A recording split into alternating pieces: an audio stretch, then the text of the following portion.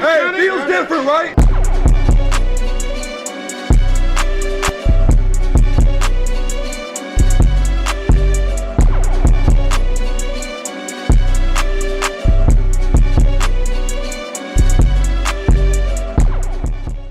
Hello and welcome to episode 4 of Fantasy Sports.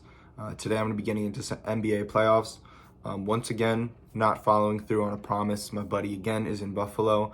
I will have him on actually next week on Wednesday. I figured out that working around his schedule isn't the best. Working around my schedule is better. So we're just going to be recording the episode a little earlier, and I'll be ready to have it on Wednesday instead of recording it on Wednesday.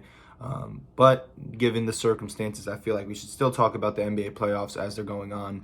I think the first round so far has been pretty exciting, and I think the only series that I guess isn't going as expected is probably the Lakers-Nuggets. Obviously, the Nuggets lead 2-0, but they did have the game winner in the game when the Lakers were up by 20 plus.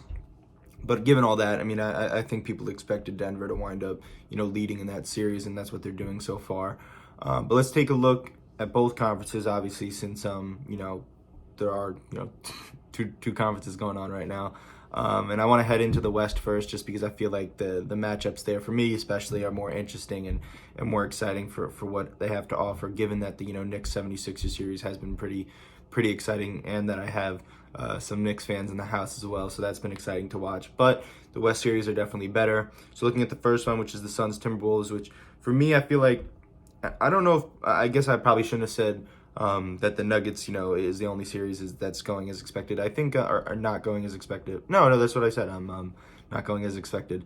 The Timberwolves have a 2-0 lead right now against the Suns, and they've looked pretty good in both games. The first game, Anthony Edwards had like 36 points, I believe, and he had a really strong game. In the second game, Jaden McDaniels had a really strong game as well.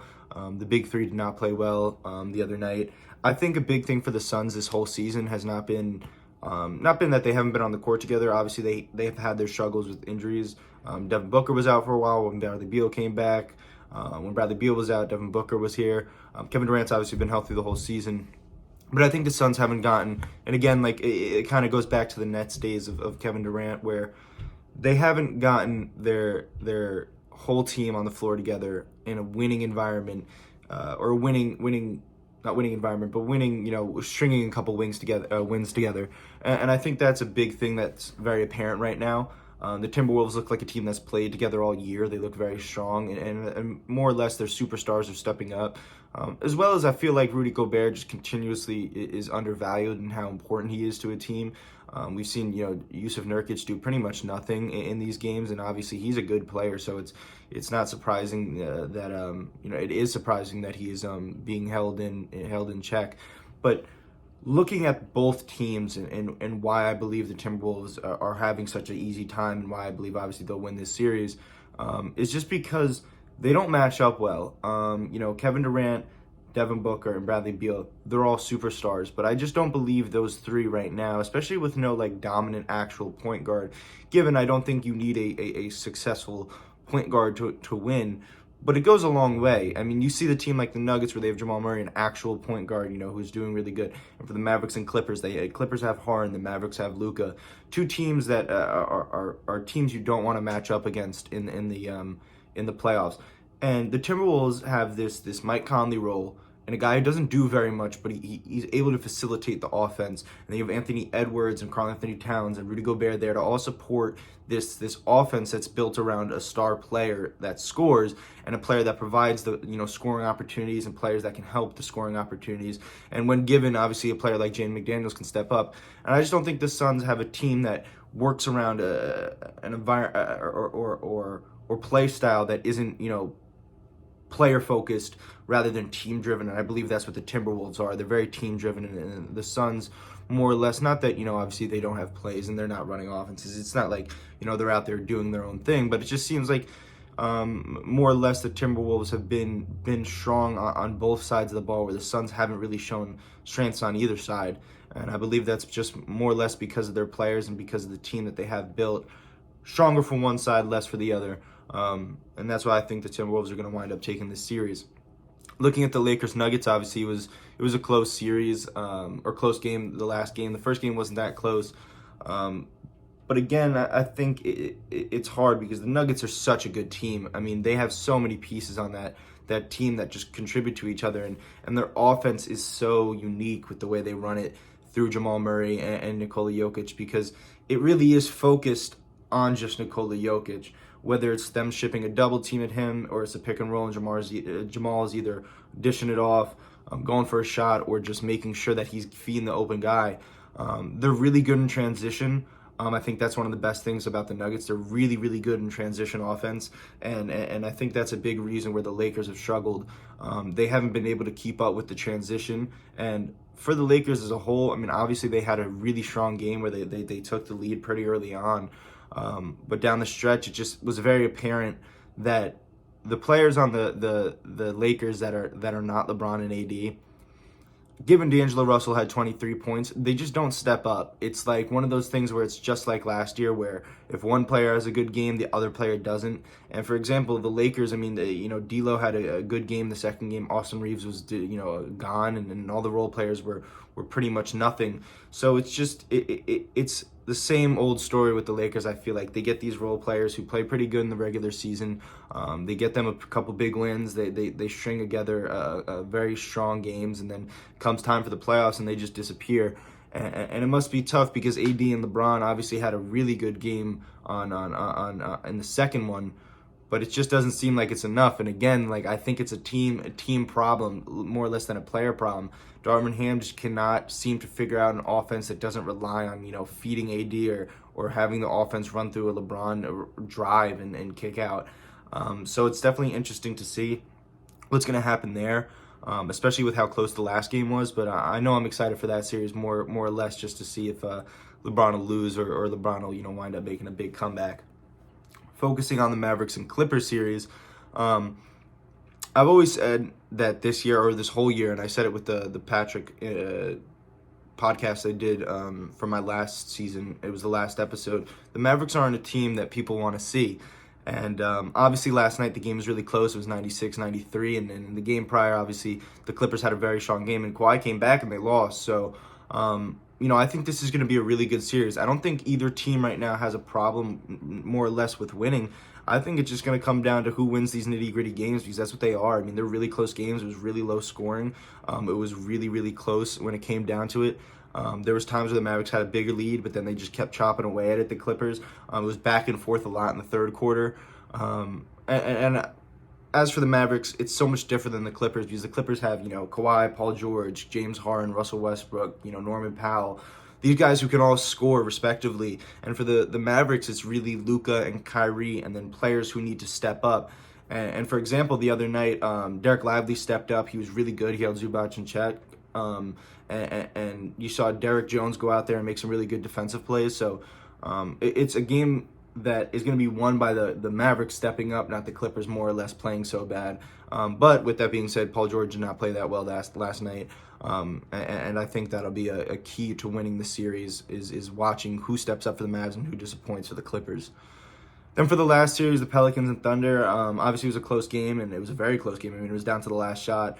And I think that just showed the inexperience of both these teams. Obviously, Pelicans don't have Zion, and the Thunder are young.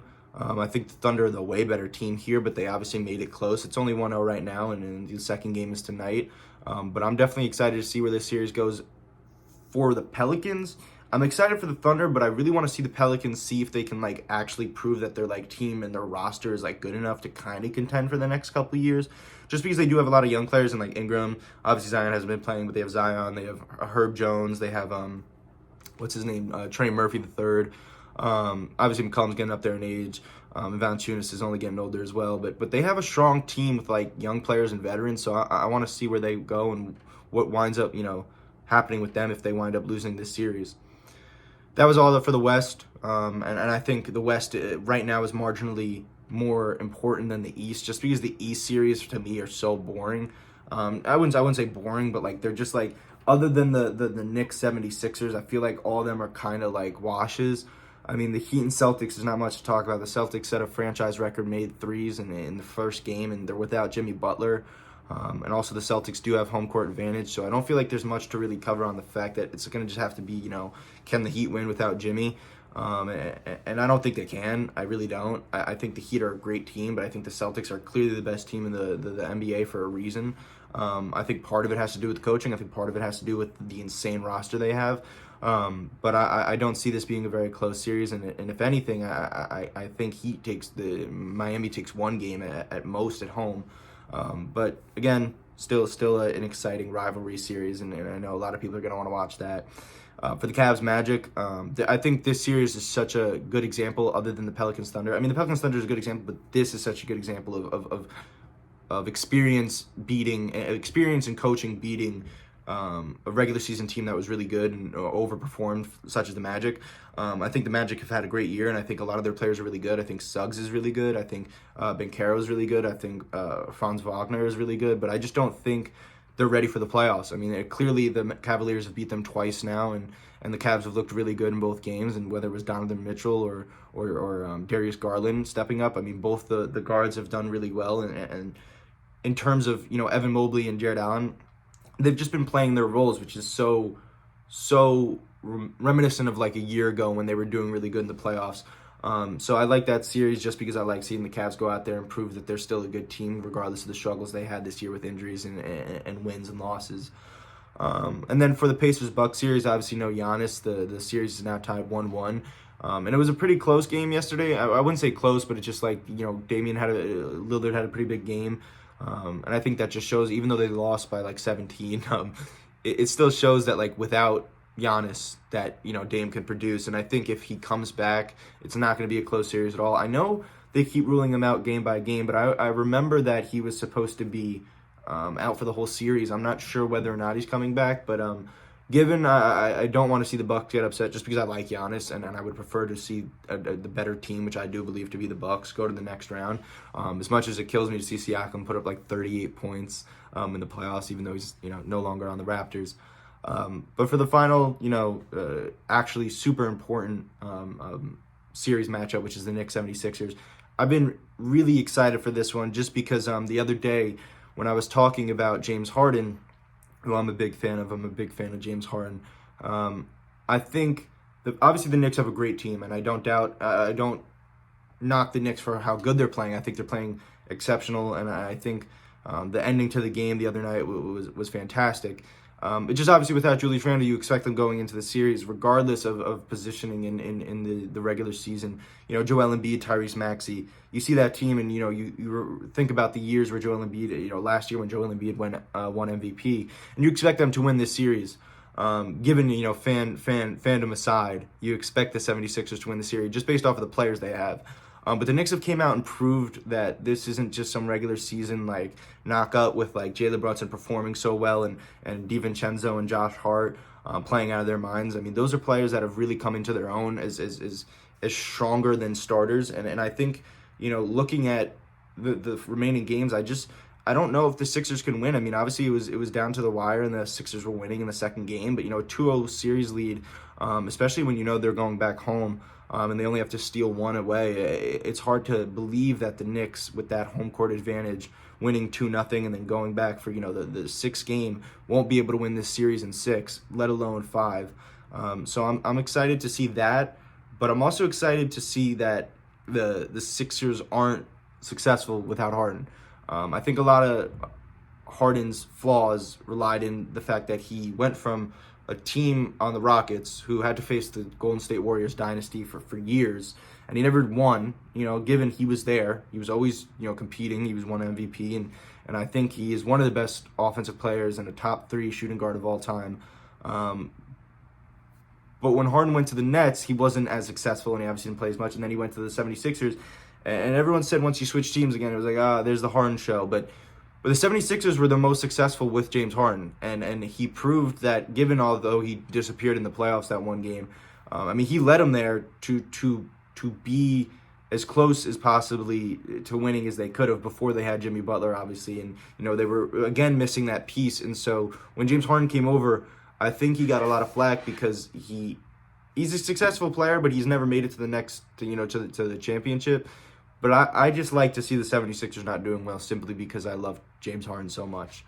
But given all the series, I think the most excited I've been to watch any of them has probably been the Suns Timberwolves. I really like watching the Timberwolves right now, and watching Anthony Edwards and watching the Clippers Mavericks game last night was really cool. The Clippers losing, regardless, I like to see the Clippers play the Mavericks. It's a really good matchup, and it seems like every year the Mavericks just kind of come back with a roster that tries to defeat the Clippers. I feel like almost.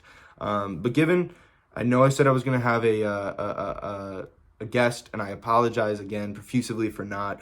I promise next week, and this is a definite. There's no excuses. There's going to be no ifs, ands, or buts. There will be a podcast with a guest next week, and I hope you can understand. And as always, I appreciate you guys watching, and I hope you tune in next Wednesday. Thank you.